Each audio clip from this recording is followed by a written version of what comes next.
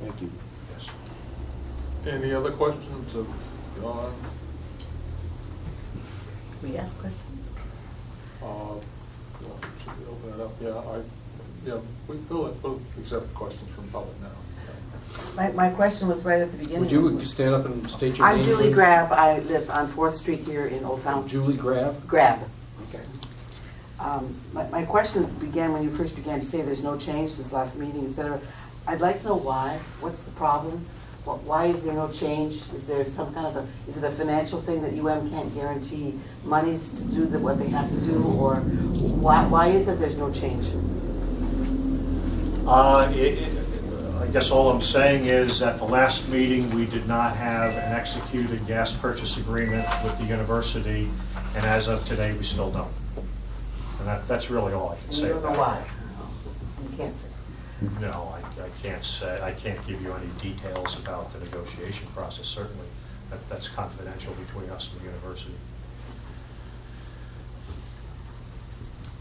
Yeah, Mr. Gibbs.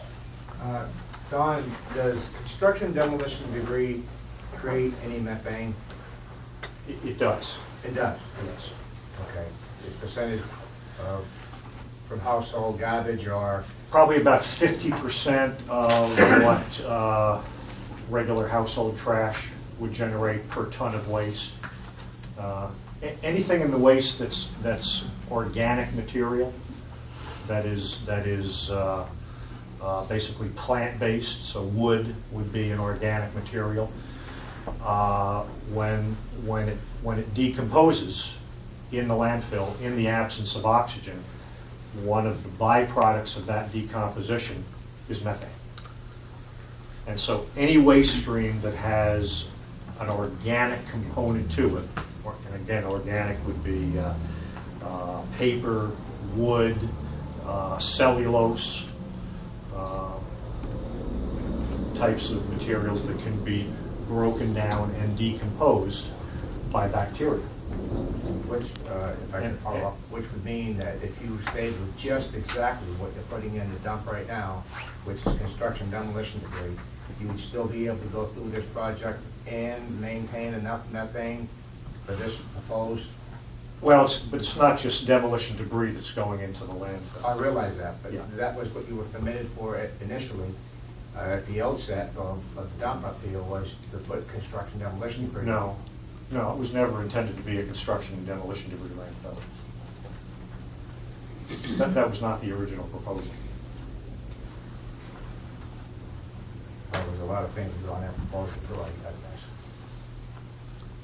And like you say, I don't know the inside of all of it. I was just wondering if you would be able to maintain enough with the flow going in now to make it the project worthwhile. Oh, yes. Without changing the waste stream. Certainly, the waste streams that we are taking now and the currently licensed capacity of the landfill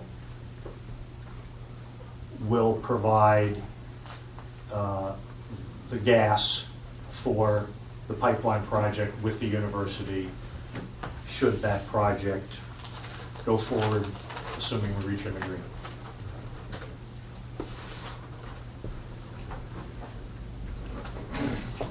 Peter? Yes. Go ahead. Yeah. Ed Spencer, West Old Town. Don or any other Casella employee, have you had an actual analysis done of the gas at the landfill? So would you know like what percentage of methane it is now? And what kind of a chemical analysis there is? Yeah, we know the percentage of methane. It isn't really a constant number. However, it varies because it's a biological process going on in the landfill. Have you charted it to the point? Have you sampled it enough to the point where you can see the fluctuations like with the weather? Or Oh yeah. It's predictable, and when I talk about variation, I'm talking about variation in 1% or 2%. It's not okay. It's not a large shift, based on seasons or based on temperature. because when you get inside the landfill, it's far enough from those influences really not to have much effect at all. Well, I think there's a lot of us who would like to see the actual analysis, if you'd care to share them. And would that be a possibility to see what the analysis shows? Tom, we provide information has all that as data. part of our DEP air license, so that's all public information. Okay.